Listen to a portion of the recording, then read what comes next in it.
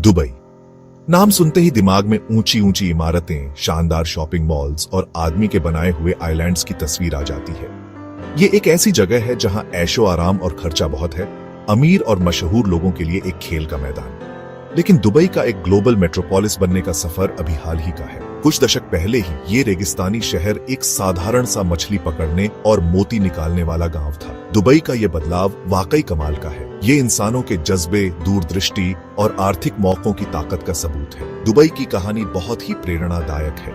ये सपनों को हकीकत में बदलने, मुश्किलों से लड़ने और भविष्य को अपनाने की कहानी है। इस वीडियो में हम दुबई के अनसुने इतिहास के बारे में जानेंगे। हम उन खास घटनाओं और लोगों के बारे में जानेंगे जिन्होंने इस अद्भुत शहर को बनाया। मेरे साथ इस सफर में आइए और देखिए कैसे एक सोया हुआ गांव दुनिया की एक बड़ी ताकत बन गया। दुबई की शुरुआत एक छोटे से मछली पकड़ने वाले गांव के रूप में हुई थी।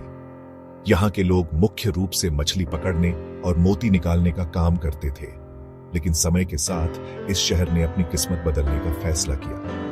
दुबई ने अपने आप को एक वैश्विक व्यापारिक केंद्र के रूप में स्थापित करने के लिए कई महत्वाकांक्षी परियोजनाएं शुरू की। यहाँ के शासकों ने दूरदृष्टि और साहस के साथ इस शहर को एक नई दिशा दी। आज दुबई दुनिया के सबसे धनी और प्रभावशाली शहरों में से एक है। यहाँ के ऊंचे ऊंचे गगनचुंबी इमारतें, शानदार शॉपिंग मॉल्स और लग्जरी यॉट्स इस शहर की समृद्धि और वैभव का प्रतीक है। लेकिन इस सफलता के पीछे एक लंबी और कठिन यात्रा है। दुबई ने अपने विकास के लिए कई चुनौतियों का सामना किया और उन्हें पार किया। कुछ दशक पहले तक दुबई एक साधारण सा मछली पकड़ने और मोती निकालने वाला गांव था। यहाँ के लोग अपनी रोजी रोटी के लिए समुद्र पर निर्भर थे। लेकिन दुबई के शासकों ने इस शहर की किस्मत बदलने का फैसला किया। उन्होंने यहाँ के प्राकृतिक संसाधनों का उपयोग करके इसे एक वैश्विक व्यापारिक केंद्र में बदल दिया। दुबई का यह परिवर्तन इंसानों के जज्बे, दूरदृष्टि और आर्थिक मौकों की ताकत का सबूत है। यहाँ के लोगों ने अपने सपनों को हकीकत में बदलने के लिए कड़ी मेहनत की। दुबई की कहानी बहुत ही प्रेरणादायक है। यह एक ऐसी कहानी है जो हमें सिखाती है कि अगर हम अपने सपनों को पूरा करने के लिए मेहनत करें तो कोई भी चीज असंभव नहीं है। दुबई की यह यात्रा हमें यह भी सिखाती है कि हमें अपने भविष्य को अपनाने के लिए हमेशा तैयार रहना चाहिए। यहाँ के लोगों ने अपने सपनों को पूरा करने के लिए हर मुश्किल का सामना किया। दुबई ने अपने भविष्य को अपनाने के लिए कई नवाचार किए। यहाँ के लोग हमेशा नई तकनीकों और विचारों को अपनाने के लिए तैयार रहते हैं। इस वीडियो में हम दुबई के अनसुने इतिहास के बारे में जानेंगे। हम उन खास घटनाओं और लोगों के बारे में जानेंगे जिन्होंने इस अद्भुत शहर को बनाया। हम उन खास घटनाओं और लोगों के बारे में जानेंगे जिन्होंने इस अद्भुत शहर को बनाया। मेरे साथ इस सफर में आइए और देखिए कैसे एक सोया हुआ गांव दुनिया की एक बड़ी ताकत बन गया। दुबई की यह यात्रा हमें यह सिखाती है कि अगर हम अपने सपनों को पूरा करने के लिए मेहनत करें तो कोई भी चीज असंभव नहीं है। यह एक ऐसी कहानी है जो हमें सिखाती है कि हमें अपने भविष्य को अपनाने के लिए हमेशा तैयार रहना चाहिए। यहाँ के लोगों ने अपने सपनों को पूरा करने के लिए हर मुश्किल का सामना किया। दुबई ने अपने भविष्य को अपनाने के लिए कई नवाचार किए। यहाँ के लोग हमेशा नई तकनीकों और विचारों को अपनाने के लिए तैयार रहते हैं। दुबई की यह यात्रा हमें यह भी सिखाती है कि हमें अपने भविष्य को अपनाने के लिए हमेशा तैयार रहना चाहिए। यहाँ के लोगों ने अपने सपनों को पूरा करने के लिए हर मुश्किल का सामना किया। दुबई ने अपने भविष्य को अपनाने के लिए कई नवाचार किए। यहाँ के लोग हमेशा नई तकनीकों और विचारों को अपनाने के लिए तैयार रहते हैं। तेल मिलने से पहले दुबई की अर्थव्यवस्था दो चीजों पर निर्भर थी, मोती निकालना और मछली पकड़ना। ये दोनों ही गतिविधियां न केवल आर्थिक रूप से महत्वपूर्ण थीं, बल्कि दुबई की सांस्कृतिक धरोहर का भी हिस्सा थीं। अरेबियन गल्फ का पानी ऐसे सीपों से भरा था जिनमें कीमती मोती होते थे। ये मोती प्राकृतिक रूप से बनते थे और इन्हें निकालने के लिए गोताखोरों को गहरे पानी में जाना पड़ता था। ये मोती यूरोप जैसे दूर देशों के बाजारों में बहुत मांग में थे। यूरोप में इन मोतियों का उपयोग आभूषण बनाने में किया जाता था और ये उच्च वर्ग के लोगों के बीच प्रतिष्ठा का प्रतीक माने जाते थे। दुबई के मोती निकालने वाले गोताखोर अपने हुनर और बहादुरी के लिए जाने जाते थे। ये गोताखोर पारंपरिक पोशाक पहनते थे और बिना किसी आधुनिक उपकरण के गहरे पानी में गोता लगाते थे। ये खजाने इकट्ठा करने के लिए समुद्र की गहराई में गोता लगाते थे, अक्सर बिना किसी सांस लेने वाले उपकरण के। गोताखोरों को अपनी सांस रोककर गहरे पानी में जाना पड़ता था और सीपों को इकट्ठा करना पड़ता था। मोती गोताखोर का जीवन कठिन और खतरनाक था। उन्हें समुद्र की गहराई में कई घंटों तक काम करना पड़ता था, जिससे उनकी शारीरिक और मानसिक थकान बढ़ जाती थी। गोताखोरों को डूबने, सांस लेने में तकलीफ और शार्क के हमलों का खतरा रहता था। इसके अलावा समुद्र की गहराई में दबाव और ठंड भी उनके लिए चुनौतीपूर्ण होते थे, लेकिन इसका फल भी अच्छा मिल सकता था। एक सफल मोती निकालने का सीजन गोताखोरों और उनके परिवारों के लिए बहुत लाभदायक हो सकता था। मोती निकालने का एक सफल सीजन पूरे परिवार के लिए खुशहाली ला सकता था। ये मोती न केवल आर्थिक रूप से महत्वपूर्ण थे, बल्कि सामाजिक प्रतिष्ठा का भी प्रतीक थे। दुबई की शुरुआती अर्थव्यवस्था में मछली पकड़ने का भी अहम योगदान था। मछली पकड़ना एक पारंपरिक व्यवसाय था जो पीढ़ियों से चला आ रहा था। दुबई के मछुआरे कई तरह की मछलियां पकड़ने के लिए खाड़ी में जाते थे।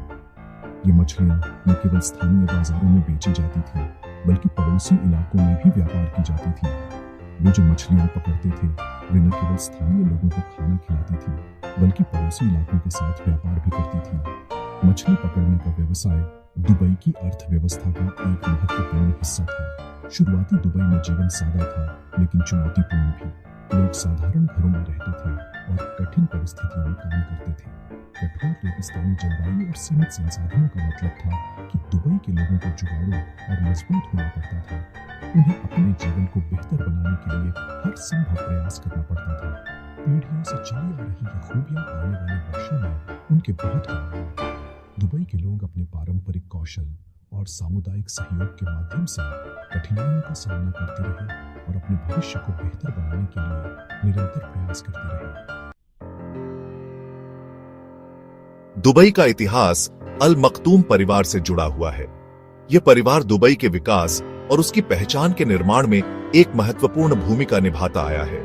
1833 में शेख मखतूम बिन बुट्टी अल मखतूम अपने कबीले को क्रीक लेकर आए। यह कदम दुबई के इतिहास में एक महत्वपूर्ण मोड़ साबित हुआ। यह दुबई पर अल मखतूम राजवंश के शासन की शुरुआत थी। इस राजवंश ने दुबई को एक छोटे से मछली पकड़ने वाले गांव से एक वैश्विक व्यापारिक केंद्र में बदल दिया। शेख मखतूम एक दूरदर्शी नेता थे। उन्होंने दुबई के भविष्य को लेकर एक स्पष्ट दृष्टिकोण रखा और उसे साकार करने के लिए ठोस कदम उठाए। उन्होंने व्यापार मार्गों के चौराहे पर दुबई के स्थान के महत्व को पहचाना। यह स्थान दुबई को एक महत्वपूर्ण व्यापारिक केंद्र बनाने के लिए आदर्श था। उनके नेतृत्व में दुबई एक मुक्त बंदरगाह बन गया, जिसने पूरे क्षेत्र के व्यापारियों को आकर्षित किया। यह निर्णय दुबई की आर्थिक समृद्धि के लिए एक महत्वपूर्ण कदम था। मुक्त व्यापार और खुले बाजारों के प्रति अल मखतूम परिवार की प्रतिबद्धता ने दुबई की भविष्य की आर्थिक सफलता की नींव रखी। इस नीति ने दुबई को एक व्यापारिक केंद्र के रूप में स्थापित किया। वे समझते थे कि व्यापार के लिए अच्छा माहौल बनाकर वे दुनिया भर से निवेश और प्रतिभा को आकर्षित कर सकते हैं। इस दृष्टिकोण ने दुबई को एक वैश्विक व्यापारिक केंद्र में बदलने में मदद की। अल मखतूम परिवार के शासन में परंपरा और आधुनिकता का अनोखा मेल रहा है। उन्होंने दुबई की सांस्कृतिक विरासत को संरक्षित रखते हुए आधुनिकता को भी अपनाया है। उन्होंने दुबई की सांस्कृतिक विरासत को संरक्षित रखा है। यह विरासत दुबई की पहचान का एक महत्वपूर्ण हिस्सा है और इसे संजोकर रखा गया है। उन्होंने नवाचार और प्रगति को भी अपनाया है। दुबई की आधुनिक इमारतें और संरचनाएं इस बात का प्रमाण है कि कैसे इस शहर ने प्रगति को गले लगाया है। दुबई को आज के वैश्विक शहर में बदलने में उनकी दूरदृष्टि और अटूट दृढ़ संकल्प का बहुत बड़ा योगदान रहा है। उनकी नेतृत्व क्षमता और दूरदर्शिता ने दुबई को एक छोटे से गांव से एक वैश्विक महानगर में बदल दिया है। यह यात्रा प्रेरणादायक है और यह दिखाती है कि कैसे एक दूरदर्शी नेतृत्व एक शहर की तकदीर बदल सकता है। 1966 दुबई के इतिहास में एक अहम मोड़ था।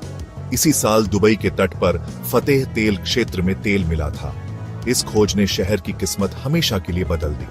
तेल अपने साथ धन और समृद्धि की लहर लाया। तेल निर्यात से होने वाली कमाई ने दुबई को एक महत्वाकांक्षी विकास कार्यक्रम शुरू करने की अनुमति दी। स्कूल, अस्पताल, सड़कें और बुनियादी ढांचे का निर्माण अभूतपूर्व गति से हुआ। तेल की खोज ने दुबई को एक छोटे व्यापारिक बंदरगाह से दुनिया के मंच पर एक प्रमुख आर्थिक ताकत में बदल दिया। तेल के धन की आमद ने दुनिया भर से विदेशी निवेश और कुशल श्रमिकों को भी आकर्षित किया। दुबई के शासकों ने समझदारी से पहचाना कि तेल का धन एक सीमित संसाधन है। उन्होंने अर्थव्यवस्था को विविधतापूर्ण बनाने और तेल पर निर्भरता कम करने का रणनीतिक फैसला किया। यह दूरदर्शी दृष्टिकोण आने वाले दशकों में दुबई की निरंतर समृद्धि सुनिश्चित करने में महत्वपूर्ण साबित होगा।